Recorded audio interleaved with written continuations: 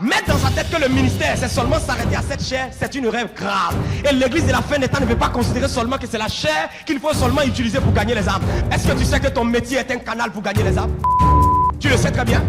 Regarde les images que je te montre maintenant. Tu vas comprendre qu'en tant que travailleur, il est de notre responsabilité de gagner les âmes dans tous les corps de métier. On en a parlé en semaine.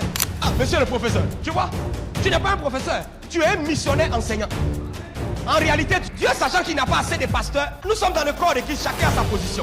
Regardez votre corps. Actuellement où je suis en train de parler, ma bouche est à l'honneur. Quand je vais aller m'asseoir tout à l'heure, ma bouche ne sera plus à l'honneur. Il y a des parties de mon corps qui seront à l'honneur. Tu sais quand tu vas venir les manger, non? On voit tes plaies, puis tu vas aller au petit coin. Il y a un endroit de ton corps qui est à l'honneur. Souris simplement. La bouche ne parle pas là-bas, hein?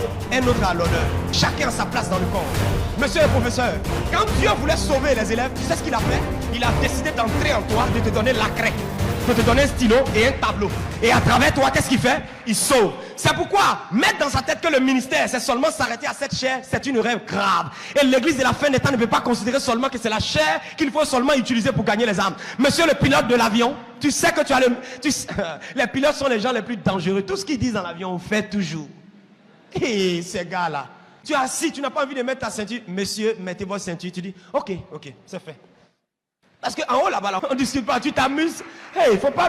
Si on te dit, monsieur, est-ce que vous savez que ce que vous faites là, ça peut embrouiller l'avion, on va tomber. Tu vas dire, j'attache. Envoyez-moi d'autres cordes encore, je vais attacher. Mais Dieu t'a donné cette autorité, c'est pourquoi? C'est pour gagner les âmes. Monsieur le chauffeur de taxi, combien de personnes montent dans vos taxis? La seule chose qui est, monsieur, j'ai pas la monnaie, j'ai pas la monnaie, j'ai pas la monnaie. Dépêche-toi vite.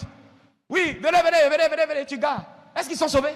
Monsieur le chauffeur chrétien qui sait ton visage. Pourquoi? À partir d'aujourd'hui, dessert ton visage. Quand tu conduis, souris. Peut-être il y a un client, il est venu dans ton taxi, tu ne sais pas qu'il s'en va se suicider, il s'en va commettre l'impudicité. Il a pris rendez-vous avec sa copine, et dans le taxi, tu dis, voisin, faut donner ta vie à Jésus, hein. Et si tu veux vivre longtemps, sache qu'il y a un péché qu'on appelle l'impudicité. Les gens qui couchent avec les filles à gauche, à droite, ils tombent malades et tu peux mourir. Oh, je vois le Seigneur sauver les âmes à travers vous. Come on, le médecin, tu n'as pas envie de prendre le comprimé, il te dit, monsieur, vous avez 3 jours pour vivre. Si vous ne prenez pas ce comprimé, vous êtes mort. Tu vas dire, docteur, il n'y a pas d'autres comprimés encore? Tu ne peux pas ajouter d'autres, je vais tout prendre, je te promets. Souvent même, c'est Délo, il te donne, juste pour travailler sur ta psychologie. Monsieur, on a cherché des médicaments partout à Kinshasa, partout dans le Congo. On a même appelé en Belgique. Il est resté 2. Il y avait un pour le roi du Maroc et ça pour toi. Tu dois boire ça et la cigarette, tu dois l'arrêter immédiatement. Sinon, dans 4 jours, tu es mort. Je dis, docteur, sérieux? Oui. Non seulement la cigarette, non seulement j'arrête, docteur, mais même l'alcool, j'arrête tout, docteur, promis. Alors que c'est Délo, on lui a donné dans un sachet. Hein. On a travaillé sur sa psychologie. Le docteur va te prendre, quel que soit ton niveau de pasteur, grand bishop, il va te dire, couche-toi. Tu dis, couche. Ouvrez la bouche, monsieur. Vous ouvrez. Ouvrez bien les yeux, monsieur le pasteur. Ouvrez. Tu viens, tu dis, non, moi je suis révérend. On dit, ok, couchez-vous quand même. Couchez. Tu vas pas être là, sauter les mains. Monsieur, couchez-vous. Soulevez les pieds. Soulevez. Monsieur le médecin, à tous ceux qui sont dans le corps médical, savez-vous que vous êtes missionnaires dans des blouses blanches? Les élèves et étudiants. Où sont les élèves et étudiants de l'Unikina? Comment? Vous êtes des potentiels missionnaires. Si c'est le mot pasteur qui te gêne, il n'y a pas de problème. Missionnaire au moins. Que non, moi je suis dans le DHL, le département des hommes libres. Ils font rien à l'église. Quand ils viennent, ils sont là. Oh, compassion. Tu sais pas, Marcelo, moi je l'aime, hein? Tu l'aimes? Oh, je le suis en train de... On m'a dit qu'il a limité, donc je suis... C'est fantastique. Ça fait 10 dimanches que je suis là-bas, hein? Mais il ne faut pas voir, hein? C'est cool, hein? C'est cool, hein? Tu sais que la chaise, si tu es assis là, quelqu'un a nettoyé, non? Et si un jour tu te mettais dans un département, à tous ceux qui ne sont pas dans le département, aujourd'hui c'est votre dernier jour de département des hommes libres, sortez de ce département. Nous fermons ce département, on le fait disparaître au nom de Jésus de Nazareth. Monsieur l'avocat, le juge, on t'envoie des dossiers, tu prends les cas, tu t'en vas en retraite spirituelle. Père, cette situation de litige conflictuel, famille, qu'est-ce que je dois faire? Et pendant que tu pries sur le dossier, le Saint-Esprit dit, prends tel article, demande ça. Quand tu vas dire ça, voilà ce que l'autre avocat va dire, l'autre juge va dire. Voilà. Le Saint-Esprit donne la tactique. Attends, étant donné maintenant qu'il t'a donné la tactique, tu appelles tes clients, tu dis, les gars, venez, votre situation est un peu compliquée. C'est vrai que je suis chrétien, j'ai prié pour ça, mais voilà ce que Dieu dit. On va prier. On va prier. Oui, c'est moi l'avocat, il vous dit ça. Mettez-vous à genoux, levez les 2 mains. Père Céleste, répétez après moi. Fais-nous justice dans ce cas.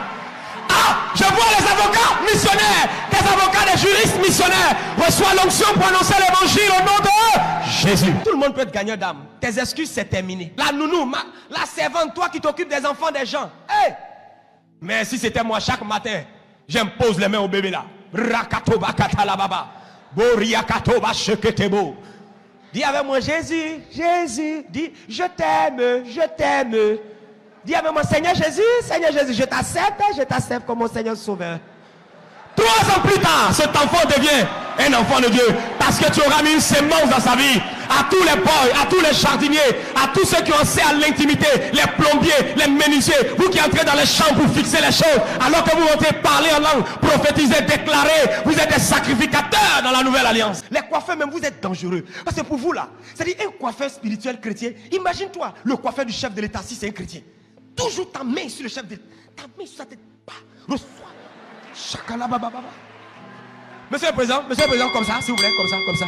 Et le Président dit, ok, comme ça. Monsieur le Président, merci. Tu mets un peu d'huile d'onction. Tu dis, Monsieur le Président, permettez-moi s'il vous plaît, je viens. Un peu d'huile d'onction.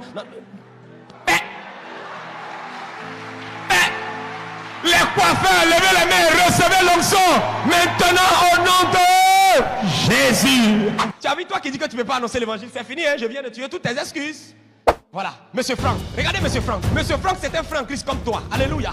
Et Monsieur Franck a un cercle d'influence. Il y a sa mère, son père, ses frères, ses soeurs, tantes, oncles, cousins, cousines, neveux, nièces, le jardinier, la nounou, son boss, son employeur, ses collègues, le voisinage et les amis. Mais frère, il n'y a personne ici dans cette salle qui n'a pas un tel cercle d'influence.